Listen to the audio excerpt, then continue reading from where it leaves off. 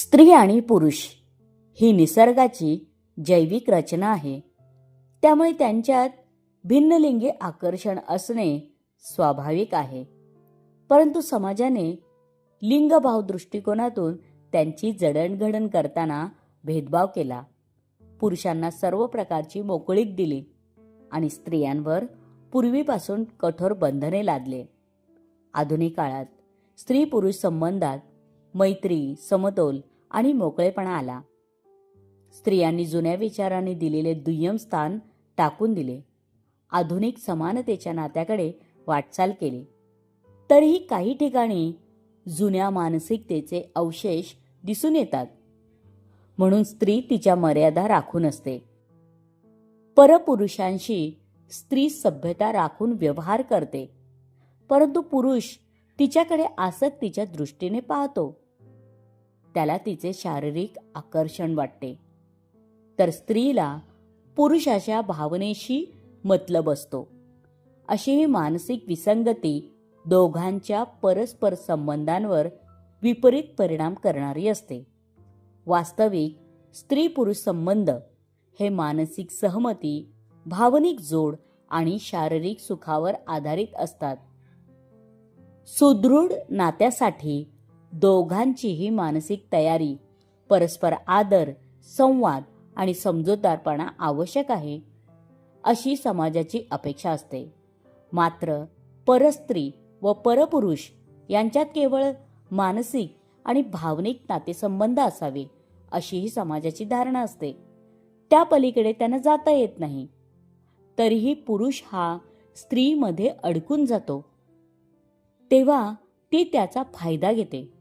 परंतु काही पुरुष आपल्या मर्यादा ओळखून त्यापासून अलिप्त राहू पाहतात आणि काही पुरुष बाईच्या नादाला लागून स्वतःचे वाटोळे करून घेतात. कधी कधी स्त्रिया पुरुषांना इमोशनल ब्लॅकमेल करून फसवितात.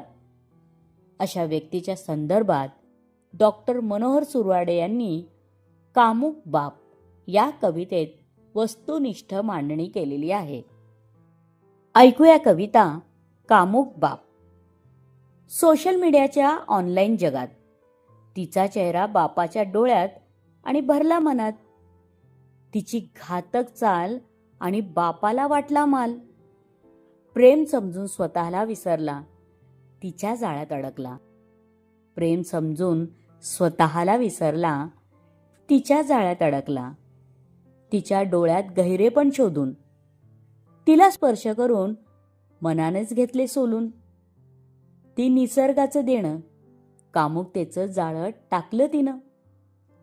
बापाला नाही भान, समजला नाही जैवविज्ञान. बापाला नाही भान, समजला नाही जैवविज्ञान. सोशल मीडियाच्या सागरात ती मासेमारीच्या नादात. काट्याला लावून सौंदर्याचा आटा, दाखविल्या मोकळ्या वाटा. काट्याला लावून सौंदर्याचा आटा, दाखविल्या मोकळ्या वाटा. बाप देहाचा भुकेला, त्याला दिसला नाही काटा. आतुर आणि अधीर झालेला तिच्या गळ्यात अडकला. आतुर आणि अधीर झालेला तिच्या गळ्यात अडकला. तिने व्हिडिओ कॉल केला, बाप तिच्या हसण्याने फुलला. माणसासारखा माणूस ओझे वाहणारा गधा ठरला. माणसासारखा माणूस ओझे वाहणारा गधा ठरला. तिने कामुक इशारे, बापाच्या मनात हुडहुडी भरे. बुद्धिमान बाप बाई पुढे हरला, स्त्री देहासाठी गुलाम झाला. बुद्धिमान बाप बाई पुढे हरला, स्त्री देहासाठी गुलाम झाला. प्रेम आणि मोह यातील फरक नाही कळला. बाप स्वतःला विसरून तिच्या चरणी गेला. बाप स्वतःला विसरून तिच्या चरणी गेला. क्षणाच्या तृप्तीसाठी आशेने झिजत राहिला. तिचे मानसिक आघात त्याचे पडले दात. तिचे मानसिक आघात त्याचे पडले दात. भेटली सुंदर गोपी, उडाली बापाची टोपी. आत्मा शोधे तिच्या डोळ्यात, पण तिने केली मात. आत्मा शोधे तिच्या डोळ्यात, पण तिने केली मात. कातिणीच्या जाळ्यात अडकला, चेतनाहीन झाला. बाप वेडावून गेला, तिला प्रेमाचे दार समजला. बाप वेडावून गेला, तिला प्रेमाचे दार समजला.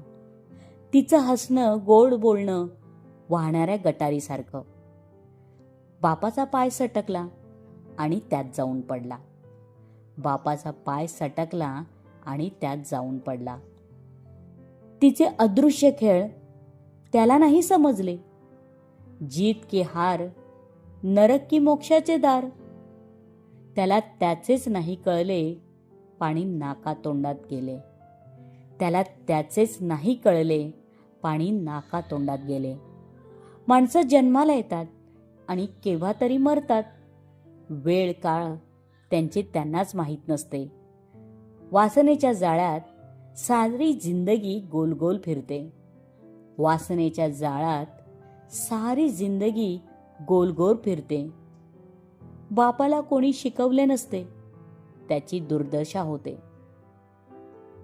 ती तर मजेत राहते आणि बापाला विसरून जाते. ती तर मजेत राहते आणि बापाला विसरून जाते.